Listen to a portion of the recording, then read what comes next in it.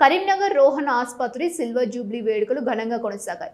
ఈ వేడుకలకు కరీంనగర్ జిల్లా additional judge Neeraja, foundation chairman doctor BN Rao ముఖ్య అతిథిగా హాజరై జ్యోతి ప్రజ్వాలన చేసి వేడుకలను ప్రారంభించారు. అనంతరం రోహన్ ఆసుపత్రి ఆధ్వర్యంలో చేపట్టిన దేవి పుత్రిక కార్యక్రమానికి సంబంధించిన ఫ్లెక్సీని, వాల్ పోస్టర్లను ఆవిష్కరించారు. తమ ఆసుపత్రిలో ఆడపిల్లలకు జన్మనిస్తే అది నార్మల్ డెలివరీ అయినా ఆపరేషన్ అయినా ఉచితంగా నిర్వహిస్తామని ఆసుపత్రి నిర్వాహకులు డాక్టర్ అనుమల్ల నరేష్, డాక్టర్ అనుమల్ల శ్రీదేవి ఈ దేవి పుత్రిక కార్యక్రమం 2027 జూన్ వరకు అందుబాటులో ఉంటుందన్నారు. తమ ఆసుపత్రి సేవలను సద్వినియోగం చేసుకోవాలని కోరారు.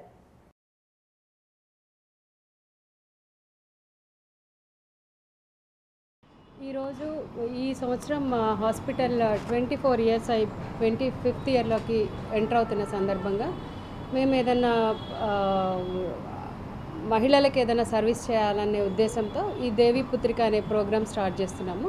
ఈ ప్రోగ్రాంలో భాగంగా ఈ రోజు నుండి 1 year వరకు మా హాస్పిటల్లో డెలివరీ అమ్మాయి పుడితే నార్మల్ డెలివరీ కానివ్వండి, సిజేరియన్ కానివ్వండి, వాళ్ళకి డెలివరీ ఛార్జెస్ ఫ్రీగా చేస్తున్నాము. ఎందుకు అంటే ఈ అమ్మాయి అనగానే అమ్మాయి పుట్టింది, ఎస్పెషల్లీ సెకండ్ చైల్డ్ పుట్టింది అనగానే చాలా భారంగా ఫీల్ అవుతున్నారు. ఎందుకు అంటే వాళ్ళని చదివించడం ఒక ఖర్చు, చదివించి డౌరీ ఇచ్చి పెళ్లి చేయడం ఒక ఖర్చులాగా భావించి వాళ్ళంతా బర్డెన్ లాగా ఫీల్ అవుతారు. అంటే మనం ఇది చేయడం వల్ల ఏదో కొంచెం అవేర్నెస్ తెప్పించడం కొంచెం హెల్ప్ అవుతుందని మేము ఈ ప్రోగ్రామ్ ఇనిషియేటివ్, సో ఈ ప్రోగ్రామ్ స్టార్ట్ చేసాము. ఈరోజు ఈ దేవి పుత్రిక మేము తీసుకున్న ఇనిషియేషన్ అంటే 24 సంవత్సరాలు అయిపోయి 25 సంవత్సరాలకి ఈ సంవత్సరం ఎంటర్ అవుతున్న సందర్భంగా మేము ఒక ఇనిషియేటివ్ తీసుకుందాం అనుకున్నాం. అది ఎందుకంటే మా హాస్పిటల్ ముఖ్యంగా ఉమెన్ ఓరియంటెడ్ హాస్పిటల్. మేము పెట్టినప్పటి నుండి ఉమెన్ ఓరియంటెడ్. ఈ బిల్డింగ్ పెట్టినప్పటి నుండి కూడా హై రిస్క్ ప్రెగ్నెన్సీ అని, పెయిన్లెస్ అన్ని ఉమెన్ కోసం ఐసీయూ దగ్గర నుండి అన్ని పెట్టడం జరిగింది.